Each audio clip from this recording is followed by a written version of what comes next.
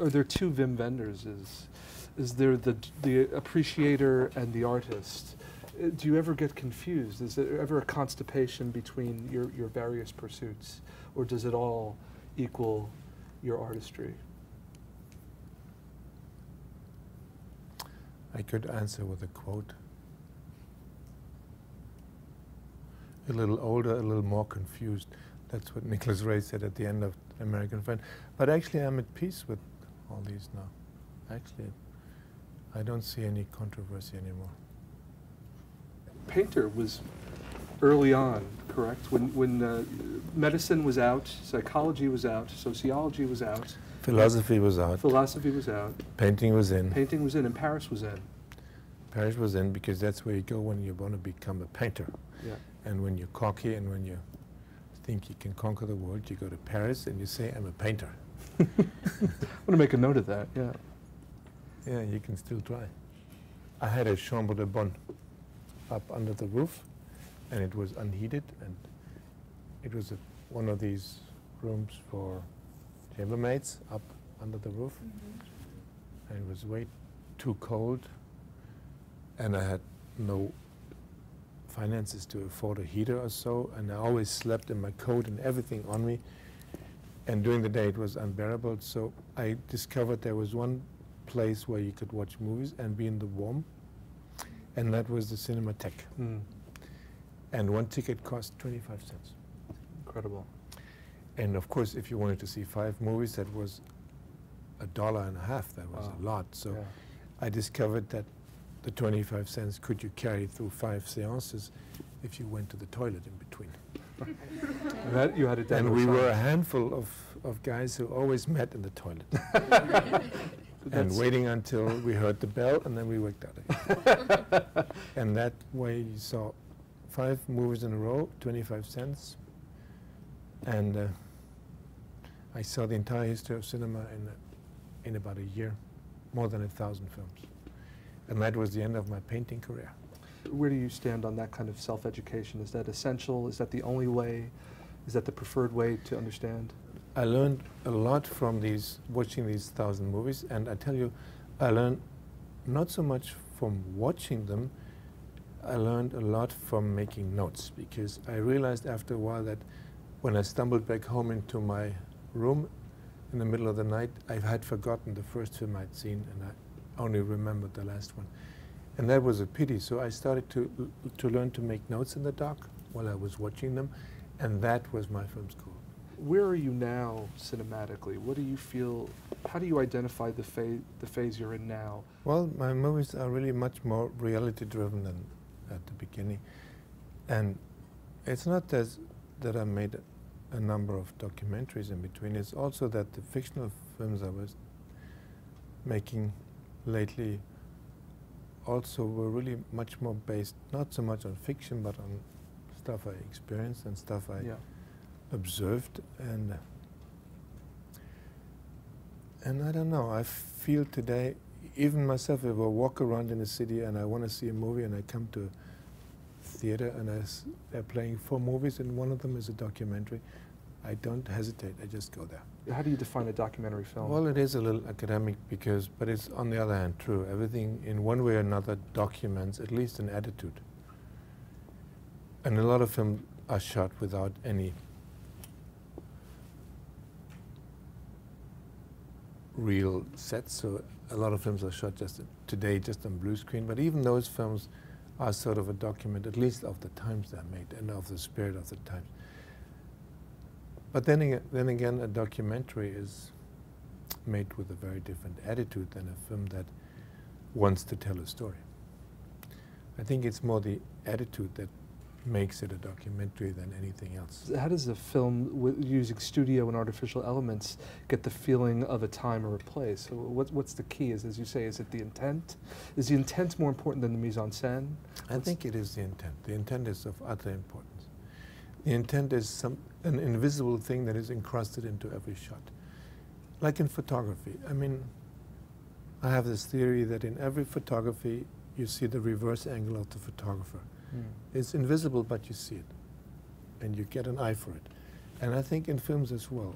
Do you think a theory of filmmaker always has to sort of get in bed with the technology? You know, Antonioni was doing music videos with VHS, clunky cameras, and he shot a film in China on on digital equipment. We think of him as a fine film maestro. Do you think that's kind of, and now Scorsese and Werner is doing 3D documentaries. Is 3D ready now for you to take into a really new cinematic place?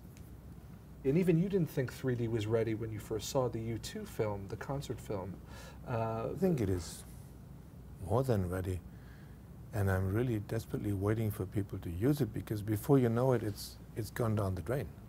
Before you know it, people are so sick and tired of it because what they see is so bad that they give up on it. I think it is high time that independent filmmakers and students and experimental filmmakers and documentarians are using it and showing us what you can do with it, because it is almost untouched what you can really do with it.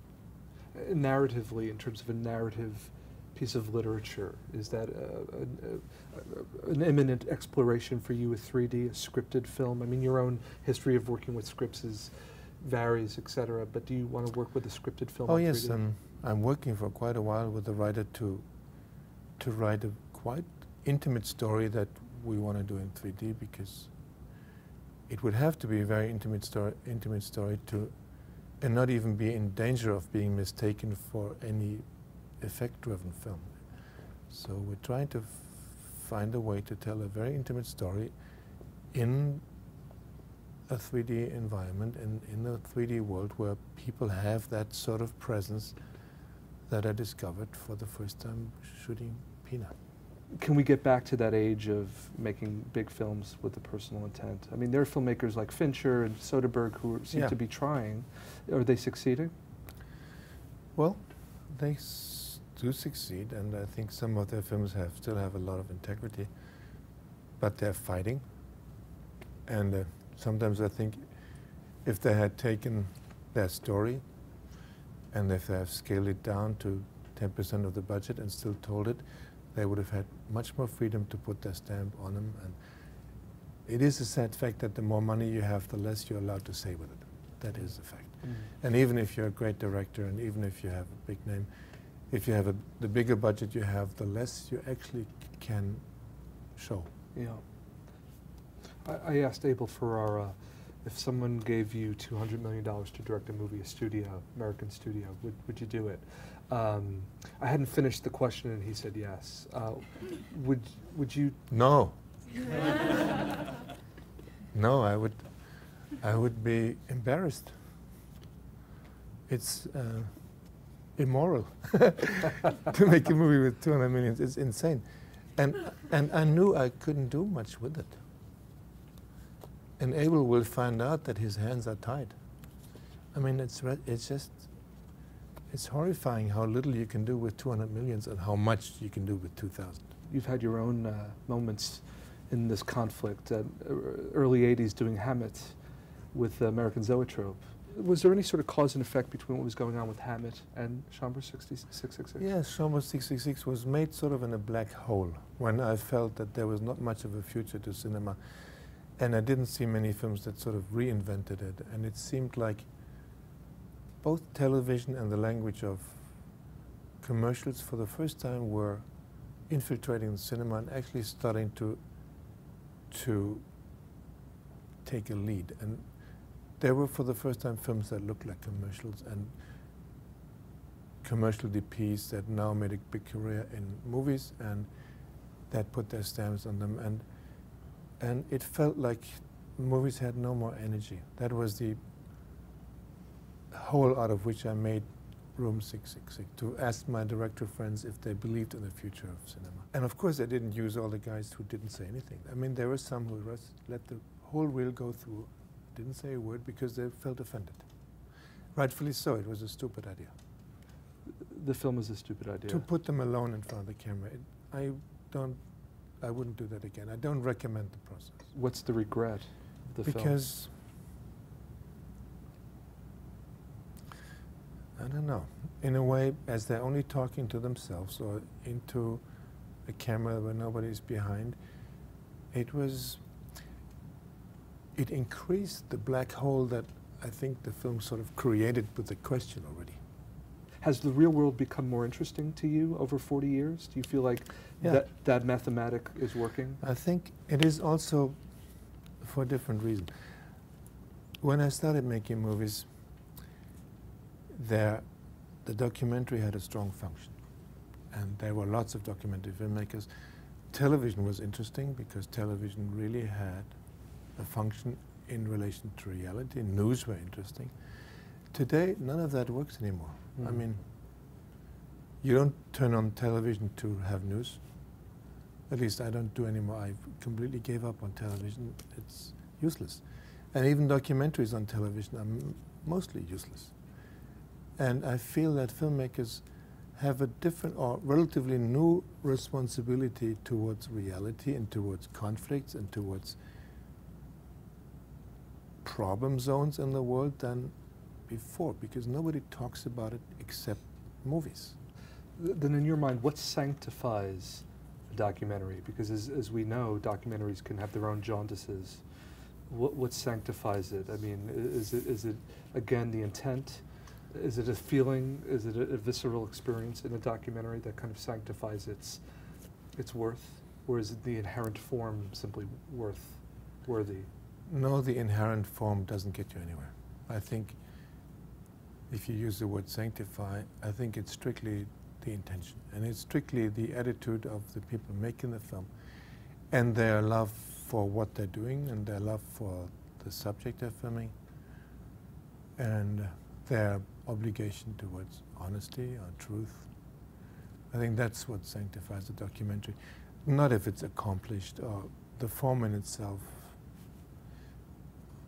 I don't know. Has your goal ever been neutrality? No, there is no neutrality in cinema.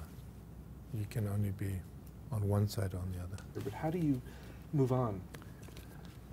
Well, sometimes you can't. Sometimes it just sticks with you.